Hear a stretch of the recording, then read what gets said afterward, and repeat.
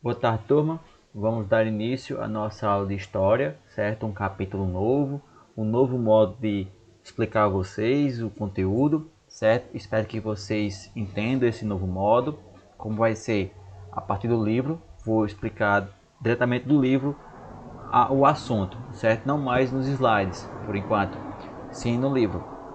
De acordo com o que eu for explicando aqui, vocês podem acompanhar no livro de vocês aí, certo? Estou aqui com o meu livro do professor, mas vocês vão ter a mesma coisa no livro de vocês, tá ok? Espero que entendam. Você que vai ser um pouquinho chato, vai ser um pouquinho maior os vídeos, mas é pro bem de vocês, tá ok? Para melhor entender o assunto e melhor explicar, beleza? Lembrando que eu vou ler mais e também explicar, fechou? Então vamos lá, vamos dar início ao nosso assunto, a Revolução Russa, capítulo 6, na página 93, certo? Vocês podem abrir aí.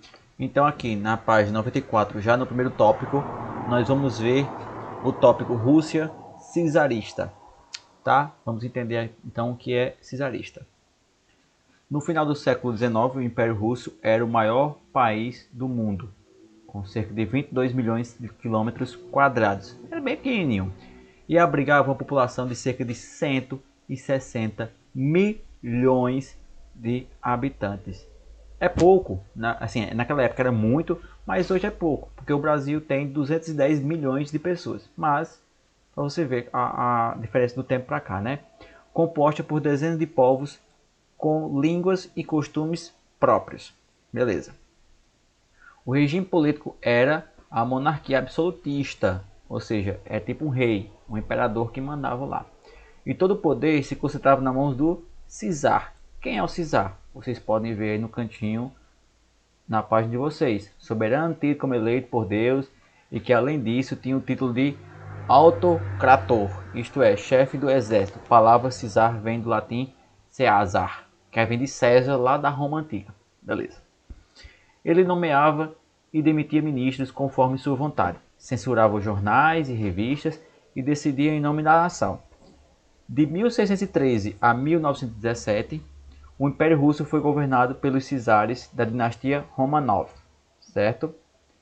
O czar e sua família, a nobreza, os boiardos e o clero ortodoxo possuíam enormes privilégios e eram donos da maior parte das terras russas, certo? A maioria da população do império vivia no campo, porque não era industrializada ainda. Era mais uma população rural, era mais um país rural que vivia da agricultura.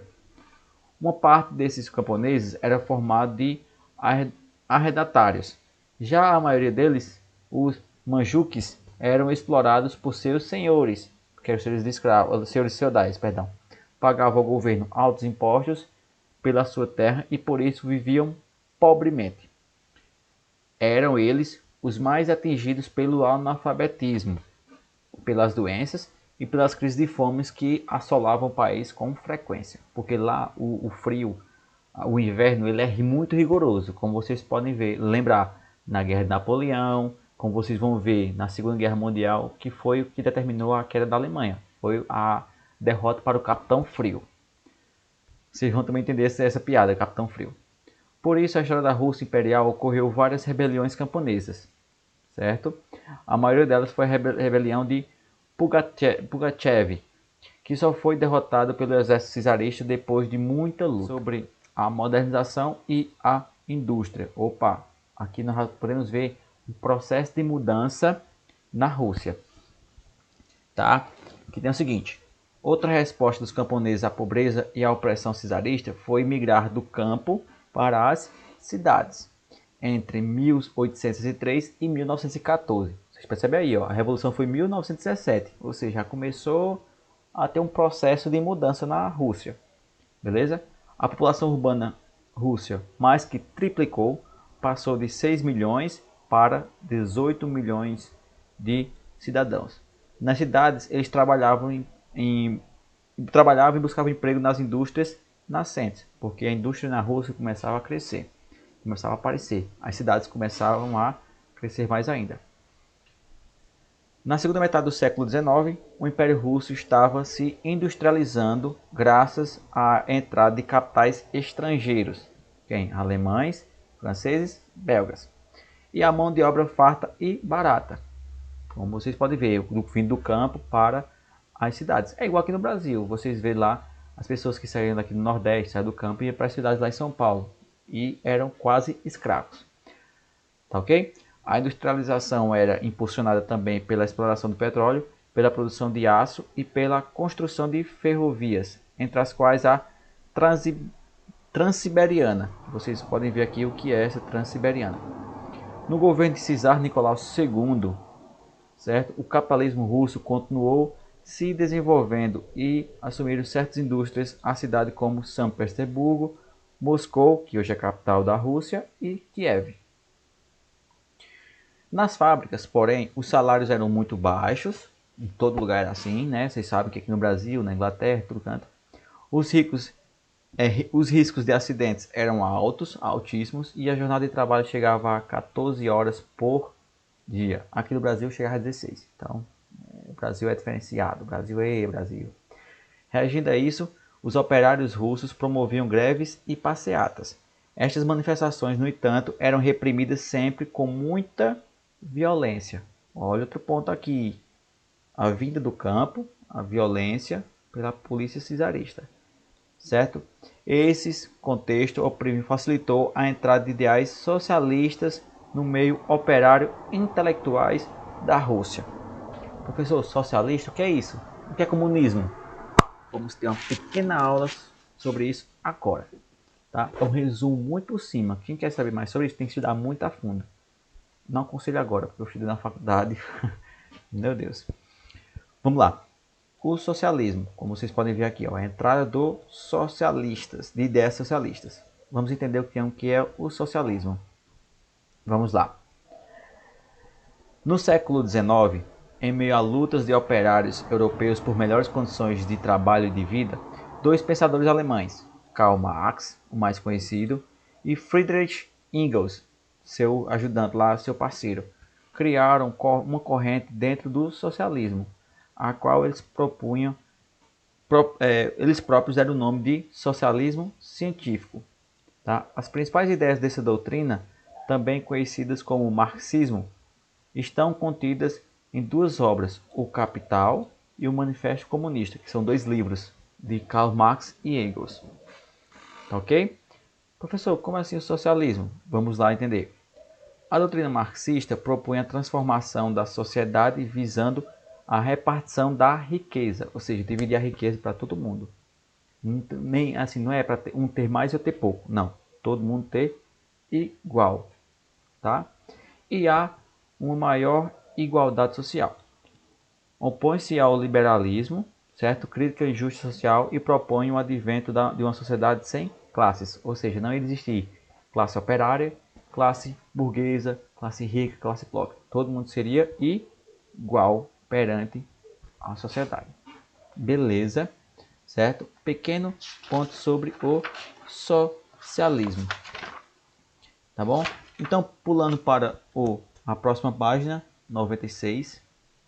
Certo? Eu não vou explicar a vocês sobre Manifesto Comunista, porque aqui é mais para entender sobre esse trabalho.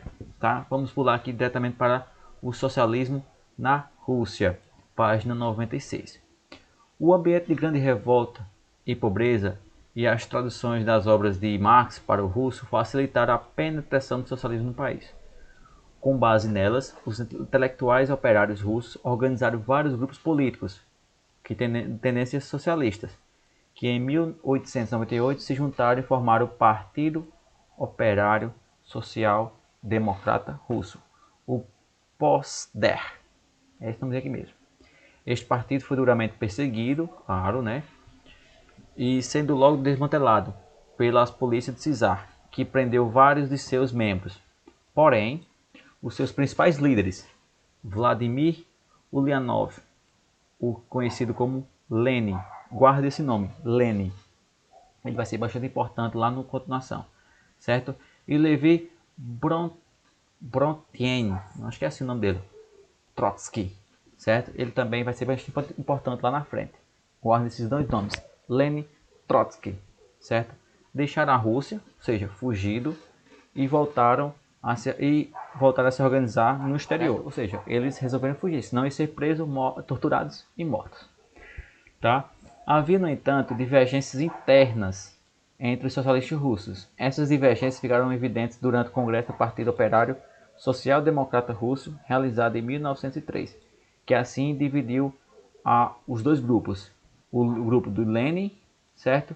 E o grupo de Martov, certo? Eu não vou ler isso aqui para se estender, vocês podem ler aí, certo? As estratégias de cada um e o objetivo de cada um, beleza? A maioria dos presentes votou na tese de Lenin e por isso foram chamados de bolcheviques. Em russo quer dizer maioria, ou seja, a maioria escolheu Lenin.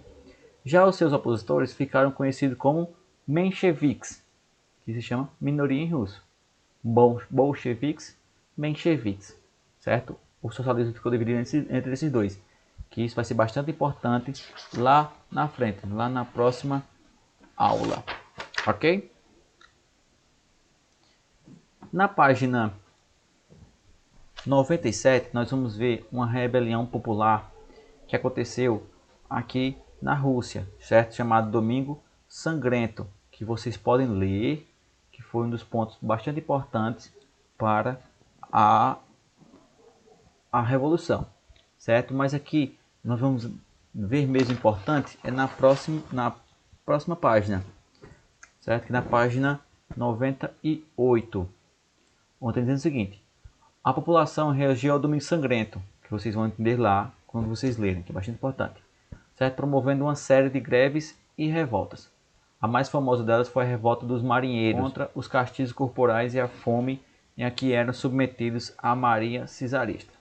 A própria marinha, o próprio exército estavam com raiva deles, certo? A onda de rebelião culminou com levantes populares organizados pelos sovietes. Quem são os sovietes? Vocês podem ver aí lá embaixo. Os sovietes, conselhos de deputados eleitos por operários e camponeses e soldados, ok? Enquanto isso, a Rússia era derrotada na guerra contra o Japão e o czarismo saía do conflito desmoralizado. Que é o seguinte, presta atenção: quando um rei perde uma guerra, a população começa a olhar para ele assim com o olho torto, diz, esse rei aí não é muito bom não, sabe? Perdeu a guerra ali, vixe, não, aí é meia bufa, certo? É tipo isso. Então, quando a Rússia começou a perder território da China, que hoje é a China, para o Japão, aí a população já estava com raiva dele. Aí ficou com mais raiva ainda, né? Começou a olhar torto assim, perdendo guerra. Pressionado pelo povo, o czar convocou a Duma, certo? Uma assembleia composta por deputados eleitos pela população. Os soviéticos estão no meio.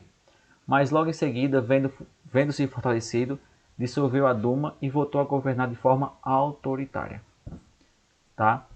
E em 1914 decidiu controlar o acesso ao mar Mediterrâneo pelo Mar Negro.